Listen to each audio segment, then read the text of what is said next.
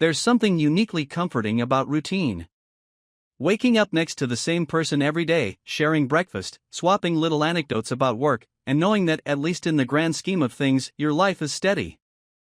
That was my life. That was my marriage. I'm Daniel, 38 years old, married to Melissa, 36. We've been together for 12 years, married for 9. No kids, though we tried for a while. When it didn't happen, Melissa threw herself into her career in event planning, and I kept myself busy with my work in software development. Life was simple, predictable. And I liked it that way. We weren't the overly passionate type. No wild screaming matches, no grand romantic gestures, just us. Quietly understanding each other, knowing when to leave space and when to pull close. If you had asked me a month ago how our marriage was, I'd have said it was good. Not perfect, but good. I should have seen the signs. It started subtly. Melissa began working late more often. Tight deadlines, she said, throwing her hands up in that exasperated way that made me chuckle. Corporate clients are demanding as hell. It made sense. She'd come home looking exhausted, barely touching dinner, her once meticulously applied makeup smudged just enough to show the long hours. At first, I thought nothing of it. But then, her phone became an extension of her hand. It was always locked. Always face down. Melissa wasn't the secretive type before. Hell, she used to hand me her phone to reply to texts while she cooked. One night, she was sitting across from me on the couch, scrolling through her phone, biting her lip in thought. I noticed she was smiling, a soft, almost nervous smile. I asked, "What's funny?" She looked up too quickly. "Huh? Oh, just a meme." She turned the phone toward me, showing me a random cat video. But her reaction was off. Forced. I ignored it. Maybe I didn't want to believe that something was changing. The real moment that started the unraveling happened last Friday. Melissa had a work dinner. Not unusual. I stayed home, ordered some Chinese, and played Elden Ring until I fell asleep on the couch. Around 11:30 p.m., I woke up to my phone buzzing. A text from Adam, my best friend. "Adam, hey, isn't that Melissa?" Attached was a photo. It was blurry, taken from a distance, but clear enough. Melissa. At a bar. Not with her coworkers. With someone else. A man. His hand rested on the small of her back as they laughed over drinks. She leaned in, her body language open, engaged. The kind of posture you only use with someone you're comfortable with. Intimate with. My stomach dropped. I stared at the picture for what felt like forever, my mind scrambling for excuses. Maybe it was a client? Maybe Adam was mistaken? But deep down, something in my gut twisted. I didn't text her. I didn't call her. I just sat there in the dark, staring at the clock until I heard the garage door open. She walked in a few minutes later, kicking off her heels with a sigh. "Oh my God, I am exhausted," she said, rubbing her neck. That dinner was endless. I swallowed down the lump in my throat and forced a smile. "Yeah? How was it?" She shrugged, heading toward the kitchen. "Same old corporate bullshit. I swear, if I have to fake laugh at another VP's joke, I'm going to stab myself with a salad fork." A well-rehearsed lie. I nodded, watching her. Studying her. She wasn't wearing the blazer she left the house in. Her lipstick was smudged in a way that didn't come from eating dinner. And then, the final nail in the coffin. Her phone lit up. I caught the name before she quickly flipped it over. Nathan. I didn't recognize the name. But I would. And when I did, it would shatter everything. I wish I could say I confronted Melissa that night. That I stood up, threw my phone on the counter, and demanded to know who the hell Nathan was. But I didn't. I sat there, watching her move around the kitchen, pouring herself a glass of wine like nothing was wrong. I needed proof. After she went to bed, I picked up my phone and texted Adam. "Me, where did you see her?" Adam, bar on 5th. With some guy. Thought it was weird, so I took a pic. Sorry, man. Bar on 5th. Not a restaurant. Not a work dinner. My stomach turned. I wanted to shake her awake, demand answers. But I knew better. If I was going to figure this out, I needed to be smart. So I played along. The next day, I started paying attention. Melissa left for work like usual. Quick kiss on the cheek, a distracted love you, and out the door she went. I stood by the window, watching her car disappear down the street. I had never felt this kind of anxiety before. My marriage was hanging in the balance, and I was stuck in limbo, unable to act without evidence. So I dug. I started with her phone. Melissa never used to put a password on it, but in the last few months, she had. I tried the obvious ones: our wedding anniversary, her birthday, even mine. Nothing. I needed a new approach. Her laptop was on the kitchen counter. She used it for work, but she always had her personal emails open too.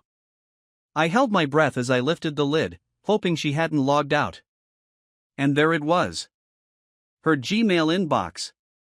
And right at the top, an email from Nathan K. Subject: Last night red heart.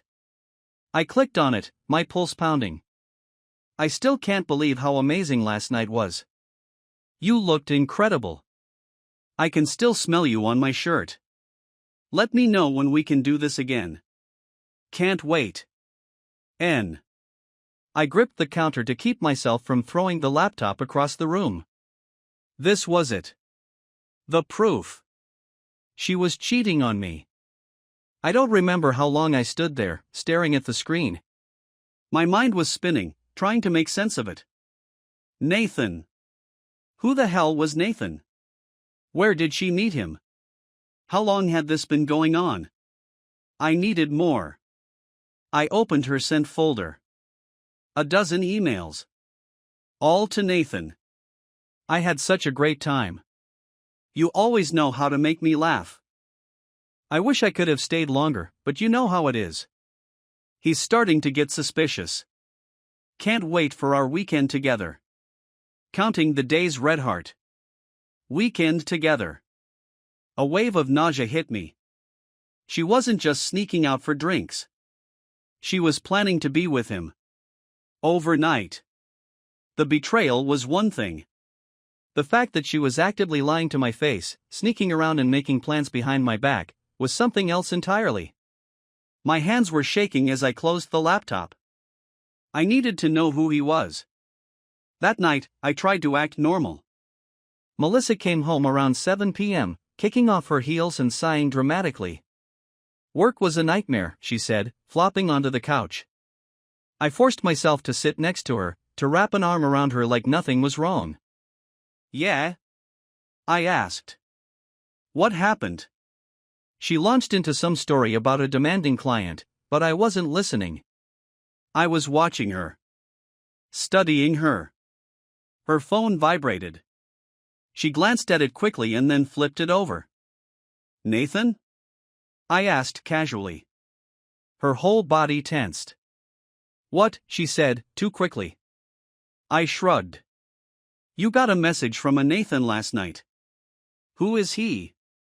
She let out a small, forced laugh. Oh, just a coworker. Why? Just curious. I could tell she was uncomfortable. She reached for her glass of wine, taking a slow sip before changing the subject. That's when I knew. She was going to keep lying. I couldn't sleep that night. Every time I closed my eyes, I saw that email. The texts she must have sent him. The way she probably smiled at her phone when she thought I wasn't looking. By morning, I had a plan. If she was going to spend the weekend with him, I was going to find out exactly where. Friday came faster than I expected. Melissa was in an unusually good mood. Anything fun planned for the weekend? I asked over breakfast. She hesitated for just a second, just enough. Just a work retreat, she said smoothly. Company booked a cabin upstate. It's supposed to be a team-building thing. Boring as hell. A cabin upstate. I nodded, sipping my coffee, pretending to believe her. At 4 p.m., she kissed me goodbye and walked out the door with her overnight bag. As soon as she left, I grabbed my car keys. I was going to follow her. Melissa drove for nearly 2 hours. I kept a safe distance, watching as she made her way out of the city and onto the winding roads leading north. Eventually, she turned into a small lodge. It wasn't some corporate retreat, it was a romantic getaway. I parked a distance away and watched as she got out of the car. And then, I saw him. Nathan. Tall. Athletic. Late 20s, maybe early 30s. The kind of guy who probably went to the gym every morning and had a perfectly curated Instagram page. He grinned when he saw her, pulling her into a deep kiss the second she stepped out of the car. I gripped the steering wheel so hard my knuckles turned white. So this was it. The moment of truth. I wanted to storm out of the car, to drag him away from her and demand an explanation. But I didn't. Instead, I pulled out my phone and started taking pictures. If she was going to betray me, I was going to make sure she paid for it. I wasn't just going to confront her. I was going to destroy her. I sat in my car for an hour. Maybe more. My hands clenched the steering wheel so tightly my knuckles ached. The lodge in front of me was small and quiet, tucked into the woods like a secret. A lover's retreat. Melissa had lied to my face, packed an overnight bag, and driven 2 hours to be with him. Nathan. The way she kissed him, she had never kissed me like that. Not in years. I had all the proof I needed. The photos, the emails, the texts. I could drive home, call a lawyer, and make sure she walked away with nothing. But I didn't want to leave. I wanted her to see me. I wanted to see her face when she realized her secret wasn't a secret anymore. And I wanted her to know exactly what it felt like to have everything ripped away. It was nearly 9 p.m. when I made my move. I stepped out of the car, the cool night air doing nothing to calm the fire raging inside me. The lodge office was closed for the night, but I didn't need to check in. I already knew which cabin was theirs. I had watched her enter. Cabin 12. It sat toward the back of the property, hidden among the trees. I walked slowly, my heartbeat steady, my hands shoved into my jacket pockets. My phone was in one of them. Recording. This wasn't going to be a private confrontation. This was going to be evidence. I stopped at the door. Through the thin curtains, I could see the flicker of candlelight. A romantic evening. I wondered if she had set them up, or if Nathan had. I knocked. A pause. Then footsteps. The door cracked open just a little, and then. "Melissa," I said. Her face drained of color. She stared at me like I was a ghost. For a second, she didn't move. Then she pulled the door halfway shut, as if that could stop me from seeing. "Daniel," she breathed. What are you doing here?" I smiled. A cold, tight-lipped smile. "That's a good question. What am I doing here, Melissa?" "I could ask the same about you." Her eyes flickered with panic. "It's not Nathan," I called out, raising my voice. "Aren't you going to introduce me?" A shuffling noise inside. And then, there he was. Tall. Athletic. Smug. Wearing nothing but a towel, hanging low around his waist. He looked young. That pissed me off more than anything. Melissa turned, stepping in front of him like she could shield him from me. "Daniel, listen, I can explain." I laughed. A real, bitter laugh. "Oh, I bet you can." I pulled my phone out of my pocket and held it up. "I already have all the proof I need, Melissa. The emails, the texts, the pictures.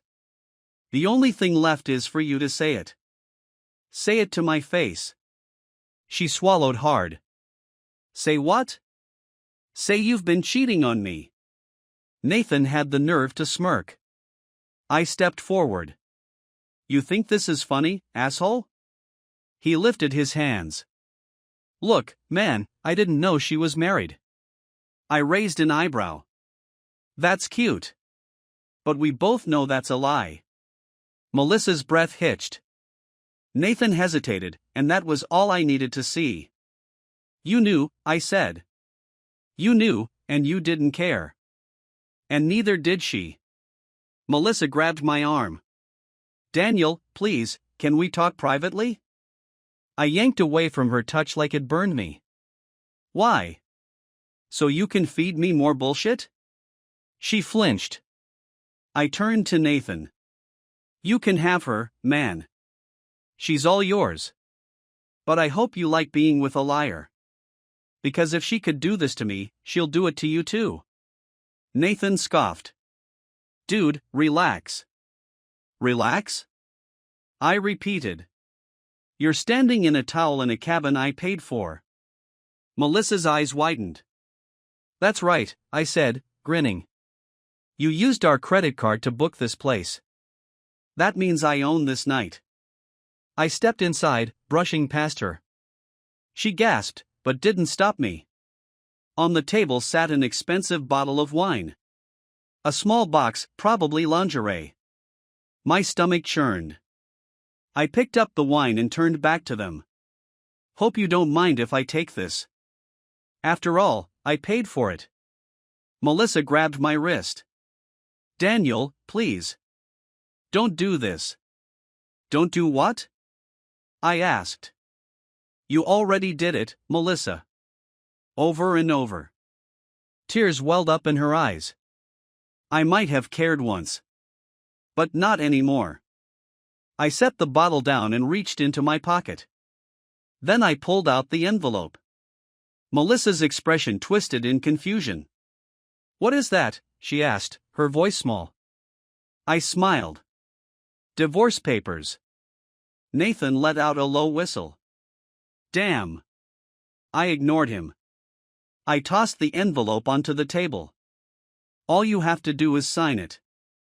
I've already filed. Melissa's hand covered her mouth. Daniel, no, please. We can fix this. I stepped closer, my voice lowering to a whisper. Fix it? I echoed. Melissa, you didn't trip and fall into his bed. This wasn't a mistake. This was a choice. Her lower lip trembled. I picked up my phone again and ended the recording. She blinked. Were you? I smirked. Oh yeah. This whole conversation? Recorded. Just in case you try to screw me over in the divorce. Nathan shifted uncomfortably. Okay, man, I think you made your point. I turned on him so fast he actually stepped back. You? I said. You don't get to say shit. You're nothing. A side piece. The temporary distraction my wife threw away our marriage for. He didn't answer. Melissa wiped at her tears. Daniel, please. I know I messed up, but nothing, I cut in. I'm done. And when we get home, you better be gone. Her face crumpled. I turned away from her, from both of them. And as I walked out, I felt something I hadn't felt in weeks. Relief. I had seen the truth with my own eyes. I had gotten my revenge. And now, I was free. I drove home in silence. No music. No radio. Just the hum of the engine and the rhythmic thump of the tires on the road. I should have felt satisfied. I had done what I came to do. I had caught her. I had confronted her. I had dropped the divorce papers right in front of her and left her standing there in that cozy little cabin, half naked with her equally stunned boy toy. It should have felt like victory. But all I felt was an empty, gnawing void. I gripped the steering wheel tighter. Melissa had been my wife for 9 years. My partner. The person I built a life with. And now, in the span of a single evening, it was over. Just like that. It didn't feel real. The reality of it settled in as I pulled into our driveway. The house looked exactly the same, lights off, curtains drawn, like it was just another quiet night. Except it wasn't. Because after tonight, nothing would ever be the same again. I didn't sleep that night. I sat at the kitchen table with a bottle of whiskey, scrolling through the photos and videos on my phone. Melissa, laughing. Melissa, leaning in to kiss Nathan. Melissa, looking guilty as hell when she opened the cabin door and saw me standing there. Every time I replayed the scene in my head, my grip on the glass tightened. She had begged me not to do this. She had pleaded. But she never said she was sorry. Not once. At 6 a.m., I heard the garage door open. I knew she was back. She stepped inside, hesitating in the doorway like she wasn't sure if she was allowed to be there. She looked like shit. Eyes swollen, face pale. Her hair was a mess, and she was still wearing the same clothes from the night before. Good. She should look like shit. I didn't say anything. Just took a slow sip of my drink. Daniel. She started. I held up a hand, stopping her mid-sentence. Don't, I said flatly. She swallowed hard. You what? I cut in. You made a mistake? You didn't mean to? Don't waste my time, Melissa. Just sign the goddamn papers. She flinched like I had slapped her. I wasn't going to lie, she whispered. I let out a sharp laugh. Oh, now you decide to be honest? She dropped her bag onto the floor and rubbed her temples. I didn't want it to happen like this. I clenched my jaw. And how exactly did you want it to happen, Melissa? Were you planning to sneak around longer? See how much you could get away with before I noticed? Or were you just waiting for the right moment to throw our entire marriage in the trash? She looked down. I didn't mean to hurt you. I slammed my glass onto the table. Bullshit. She jumped. If you didn't want to hurt me, you wouldn't have done it in the first place. But you did. And now, you want to stand here and act like you're some kind of victim? Tears welled up in her eyes. I'm not trying to. Yes, you are. Silence stretched between us. Finally, she whispered, it wasn't just about Nathan. I narrowed my eyes. What the hell does that mean? She took a shaky breath. It wasn't just about the affair, Daniel. It was about us. I scoffed. There is no us anymore, Melissa. You made sure of that. She clenched her fists. You want me to just sign the papers? Just like that? Throw away everything we built? I gestured toward the door. You already did. Her lip trembled. I loved you, Daniel. Yeah? I snapped. Funny way of showing it. More silence. Then, she sighed. I should have told you before it got this far. I laughed bitterly. And when would that have been, Melissa? Before or after you started screwing another guy? She didn't answer. She couldn't. Because we both knew the truth. She signed the divorce papers the next day. I didn't watch her do it. I didn't even stay in the house.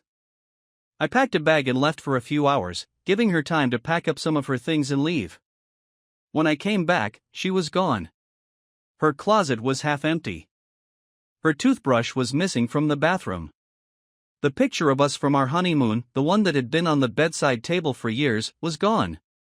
I stared at the empty space where it had been, feeling an unexpected wave of sadness. Even after everything, even after the anger, the betrayal, the shouting, I had loved her. And now, she was just a stranger. That should have been the end of it. But it wasn't. Because 2 days later, Nathan showed up at my door. I wasn't expecting company.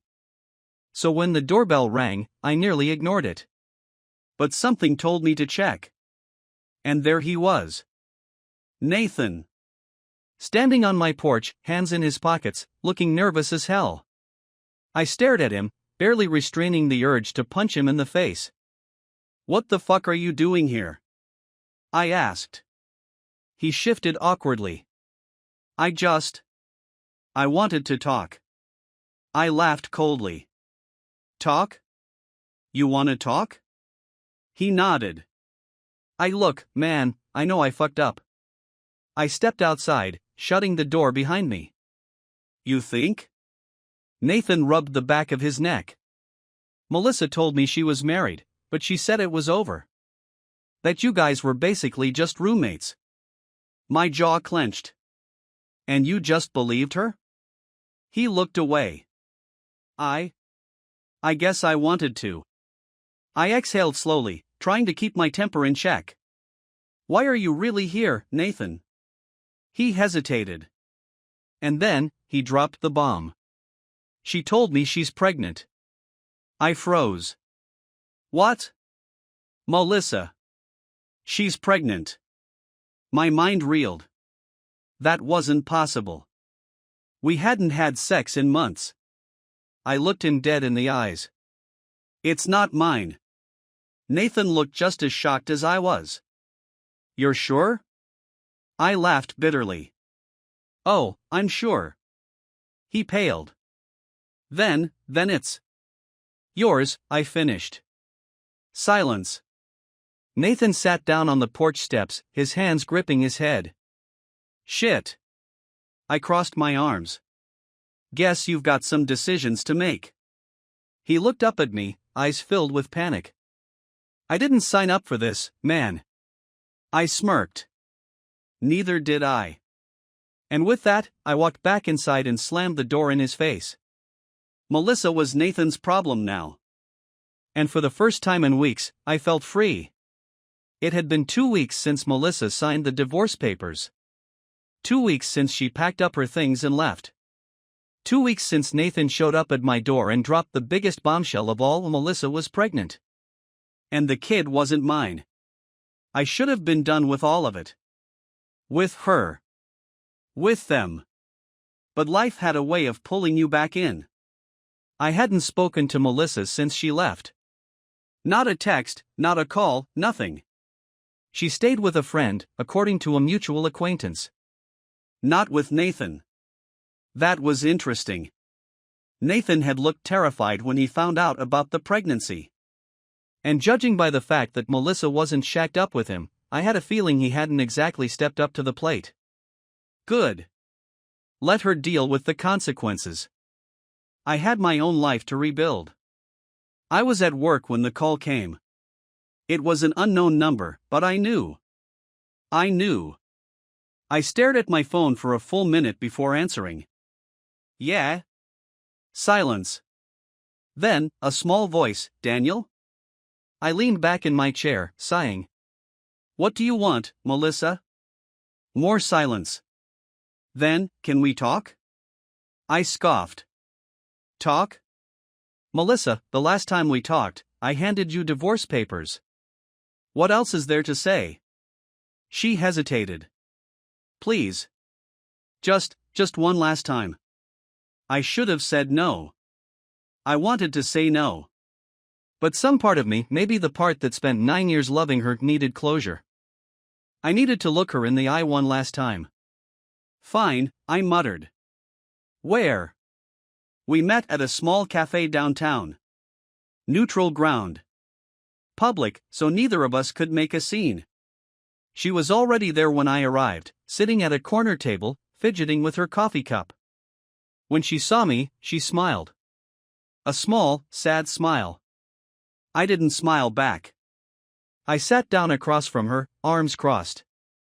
"Say what you need to say, Melissa. I don't have all day." She flinched. I just wanted to explain." I laughed, shaking my head. "Explain?" "Melissa, you were cheating on me for months. What could you possibly explain?"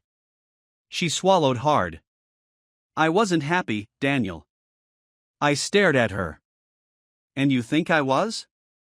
She blinked, caught off guard. You think I was happy, Melissa? I repeated. You think I enjoyed coming home to a wife who barely looked at me? Who was always on her phone, always distracted, always making excuses?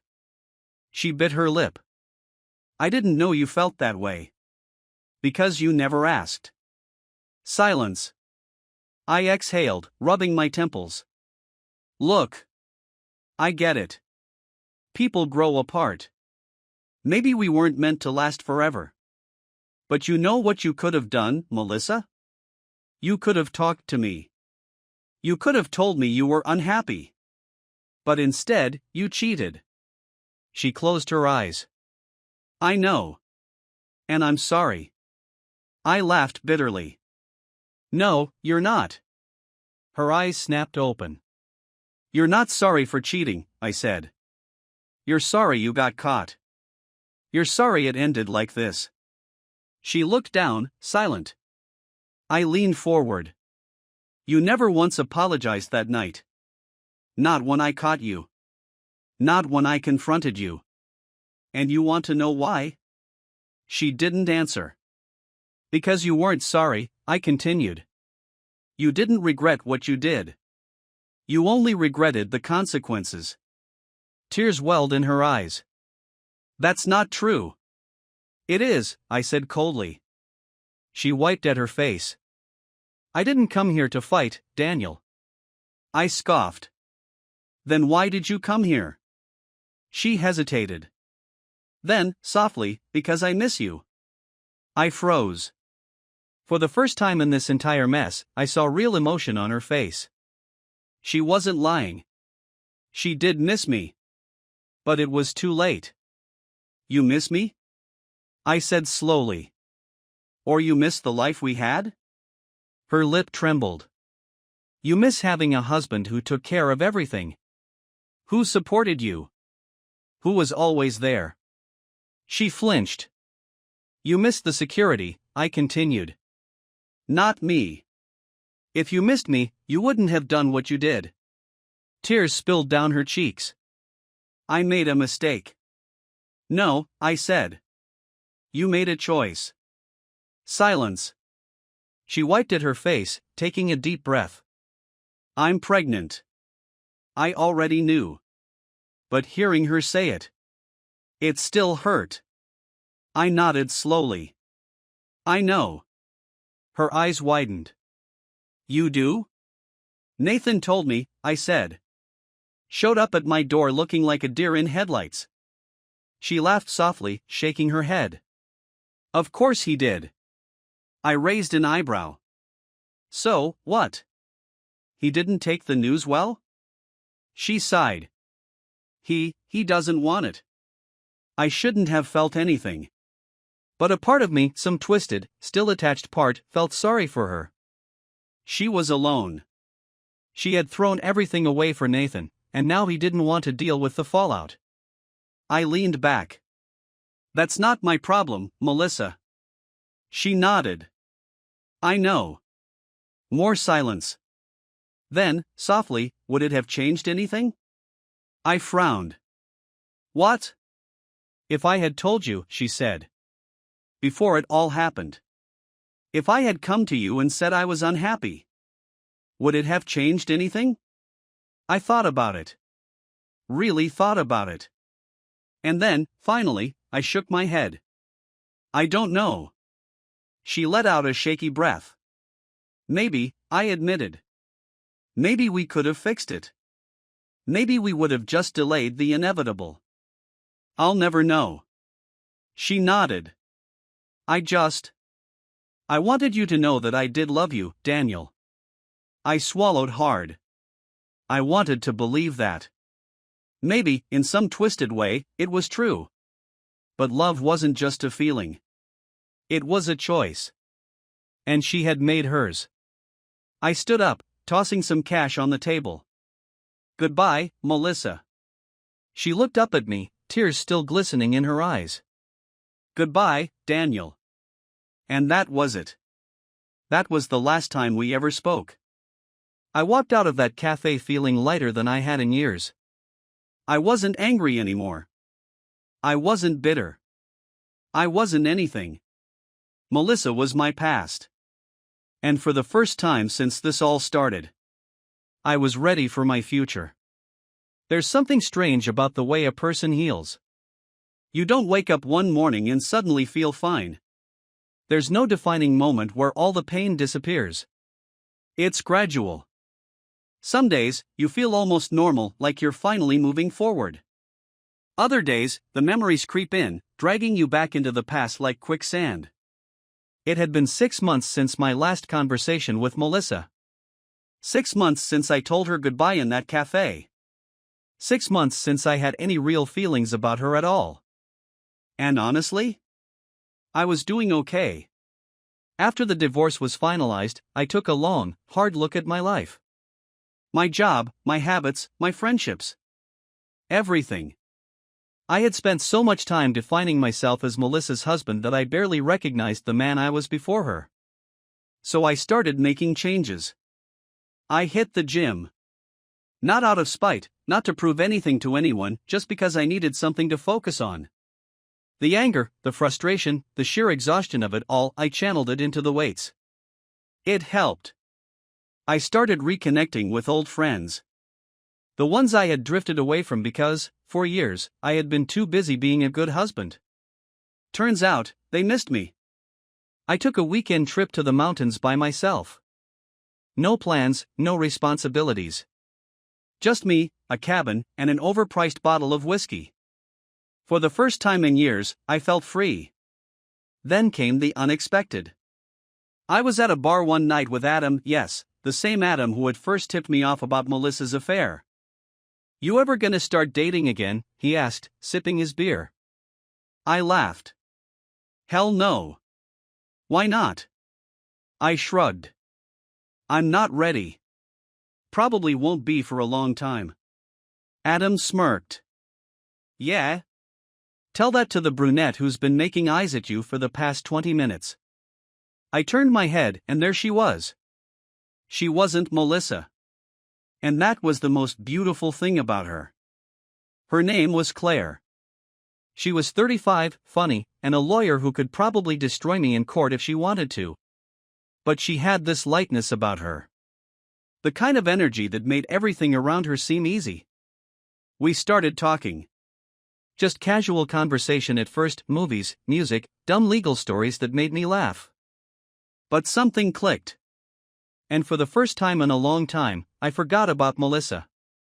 I forgot about the betrayal. I forgot about the pain. I just existed. With Claire. And it felt good. Things moved slowly. I made it clear from the start I wasn't looking for anything serious. Not yet. She nodded, smiling. Neither am I. So we kept it simple. Dinner. Drinks. Long conversations about everything and nothing at the same time. She never pried into my past, and I never asked too much about hers. It was just easy. But the funny thing about life? It never stays easy for long. One night, Melissa called me. It had been 7 months since we spoke. I almost didn't answer. But some stupid, curious part of me did. "Hello?" Silence. Then, "Daniel?" Her voice was different. Tired. Worn out. I sighed. "Melissa, what do you want?" She hesitated. "I just wanted to hear your voice." I clenched my jaw. "Why?" A deep breath. "Because I miss you." I closed my eyes. "Don't do this, Melissa." "I'm not trying to hurt you," she whispered. I don't know who else to talk to." I didn't respond. "Things didn't work out with Nathan," she admitted. I almost laughed. "What a shock." She sighed. "I know I deserve that." "Melissa," I said, my voice cold, "you made your choice. You threw me away for that guy. And now, what? You want comfort? You want me to tell you everything's going to be okay?" She sniffled. I don't know what to do." I rubbed my temples. Melissa, you are not my problem anymore. Silence. Then, softly, I still love you. I exhaled. No, you don't. Yes, I do. I shook my head. You love who I was. You love the security, the comfort. But the man you married? The one you betrayed? I let out a dry chuckle. He's gone, Melissa. You killed him. She sobbed. For the first time, I felt nothing. No anger. No sadness. No nostalgia. Just nothing. I waited for her to stop crying. And then, I hung up. I blocked her number. And just like that, she was gone. I stared at the wall for a long time after that call. I thought I would feel some kind of pain. Some regret. But all I felt was peace. For the first time in over a year, I felt truly free. That weekend, I called Claire. You busy? I asked. She smiled through the phone. For you? Never. I hesitated. Wanna take a trip? Just get away for a bit? She was quiet for a second. Then, Daniel, is this your way of saying you're finally ready to move forward? I exhaled. Yeah. Yeah, I think it is. She laughed. Took you long enough? I chuckled. Yeah, well. I had some shit to deal with. Tell me about it, she teased. And for the first time in a long, long time, I smiled. For real. Because I wasn't looking back anymore. I was finally looking forward. To whatever came next. To who I was going to become. To life. And this time? I was ready.